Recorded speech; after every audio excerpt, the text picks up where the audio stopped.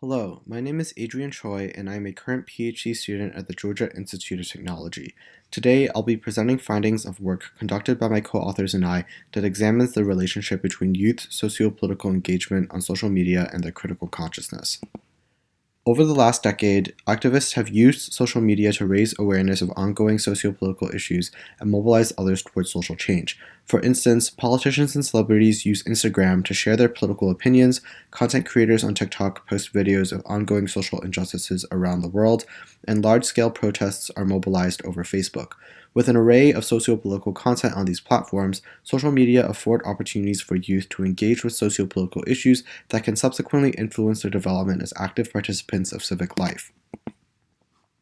Observing the proliferation of online socio-political content on social media, we were specifically interested in understanding possible influences that socio-political content on social media can have on youth's critical consciousness development. According to Paulo Freire, critical consciousness involves one's capacity to critically analyze and act against systems of oppression as a way of liberating those who are oppressed by these systems of power. Specifically, critical consciousness involves three distinct but interconnected components. First, critical reflection, which is the awareness of oppressive systems that create and perpetuate social inequalities. Second, critical motivation, which is the motivation to take action against systems of oppression. And third, critical action, which is the civic and socio-political actions to combat oppressive systems.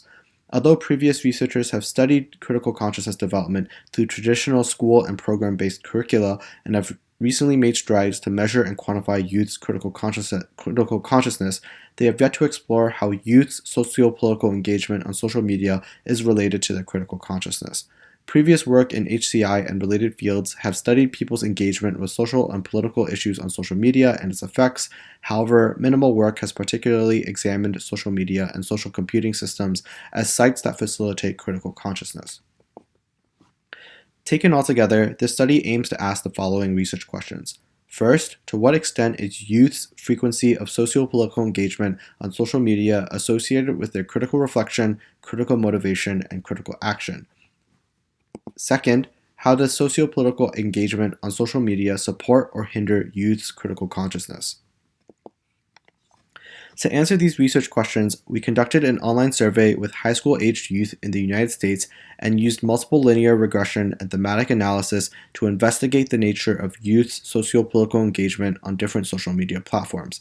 We aim to understand the relationship between social media use and critical consciousness, specifically elucidating how social media platforms, content, and users currently facilitate and hinder a pedagogical environment where critical consciousness can occur.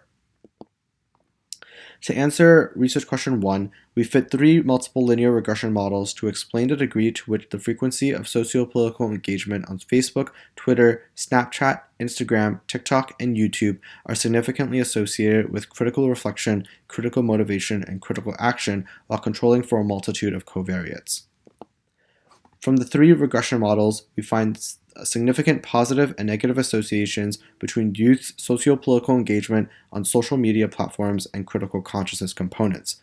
Critical reflection was positively associated with socio-political engagement on TikTok, but negatively associated with such engagement on YouTube.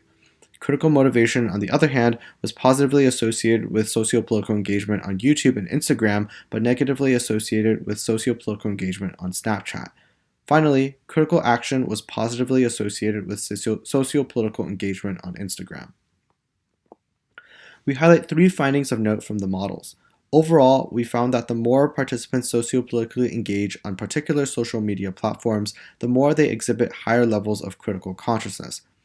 However, socio-political engagement on a single platform is not positively associated with all 3 critical consciousness components, bringing us to question why socio-political engagement on specific social media platforms is associated with some components but not others. Perhaps more interestingly, we find that online socio-political engagement on certain social media platforms is negatively associated with critical consciousness components. This finding raises questions about what youth consider whenever they create and consume socio-political content on social media and how they interact with content to the extent that socio-political engagement might be negatively related to components of critical consciousness. Thus, we turn to our qualitative findings to unpack why we observe these results and the relationship between socio-political engagement and critical consciousness in more detail. Our qualitative analysis produced 3 themes to provide insights into how social media can support or hinder youth's critical consciousness and that complement our quantitative results. For many respondents, sociopolitical content on social media acts as information that raises their awareness of ongoing sociopolitical issues and reveals opportunities to push for social change. In particular, social media provides information such as donation links to charity, event information for protests, and petition links to open opportunities for respondents to act against sociopolitical issues. The prevalence, accessibility, and actionability of this information on social media may explain why sociopolitical engagement on specific social media platforms is associated with both critical motivation and critical action, since opportunities for social change may elicit a sense of responsibility and capacity to enact such changes among youth and cause them to act. Although the information on social media provides participants with content that can inform and educate them about ongoing sociopolitical issues, we found that the sheer amount of sociopolitical content, its polarizing nature, and the perceived negativity surrounding this content overwhelmed respondents. Consequently, respondents wanted to disengage from sociopolitical content and became unmotivated to act against sociopolitical issues because ignoring the content and issues was an emotionally healthier course of action than advocating for social change. This explanation may clarify why greater frequencies of sociopolitical engagement on social media may be non-significantly or negatively associated with youth critical motivation and critical action. Participants reported social media recommender systems as a hindrance to learning about sociopolitical issues. These systems act to hide and promote certain forms of content that can create a partial, biased, and inaccurate picture of a sociopolitical issue. Overall, we found that social media does provide content that helps individuals become aware of these issues. However, we found that some participants who explicitly discussed social media algorithms felt hindered from obtaining a more holistic perspective of these issues, which may hinder the development of youth's critical reflection. Compared to other forms of informational media, social media platforms afford individuals to voice their sociopolitical views and hear the perspective of others on the platform.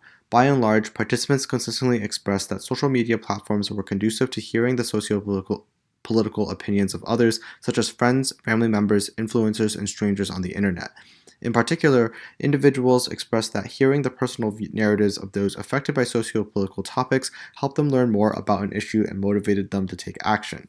However, participants noted the antagonism that often persists on social media platforms, expressing fear that speaking up or taking action against sociopolitical issues would lead to retaliation and judgment by others. Consequently, youth may not advocate for social change out of a fear of other people's opinions. Youth's fear of retaliation from other users on social media may be another reason we found sociopolitical engagement on social media to be negatively or non-significantly associated with critical motivation and critical action. Taken all together, we explain how our quantitative and qualitative findings work to complement one another. Where positive associations between socio-political engagement and critical consciousness components exist, critically conscious youth may more frequently engage with socio-political issues on popular social media platforms, creating socio-political content for other youth to see. Those youth now become exposed to socio-political content, which can develop their critical consciousness and motivate their socio-political engagement on these platforms, creating even more content on socio-political issues. As such, the relationship between socio-political engagement and critical consciousness may be a mutually reinforcing one, acting in a cyclical manner. While socio-political engagement on particular social media platforms is associated with certain aspects of critical consciousness, engagement on a single platform is not associated with all 3 components. We suggest that specific social media platforms may be better at developing certain components of critical consciousness than others due to subsequent differences in youth socio-political engagements between platforms due to differences in affordances, audience, content, and norms on these platforms. We also found that participants sometimes felt overwhelmed by the overly pessimistic and distressing sociopolitical content they saw on social media. In turn, respondents expressed a sense of hopelessness toward resolving sociopolitical issues, suggesting that exposure to sociopolitical content that is overly depressing may stymie one's critical motivation and critical action. In light of recent policy proposals throughout the United States to ban educators from teaching institutionalized discrimination and systemic inequities, we present social media as an alternative space for which critical consciousness can occur. Without educational spaces that uphold critical pedagogy, systems of oppression will continue to perpetuate social inequalities unchecked. As such, the relationship between socio-political engagement on social media and critical consciousness is worthy of study to understand how critical pedagogical spaces online can be created and upheld to preserve an equitable democracy. Our work contributes initial empirical evidence towards understanding social media, broadly speaking, as a space for supporting and hindering youth's critical consciousness, and motivates future work around studying and designing social computing platforms as critical pedagogical tools. To wrap up this presentation, I would like to thank all my co-authors for their guidance and help on this project, and the National Science Foundation for funding this work. Thank you for your time, and thanks for listening.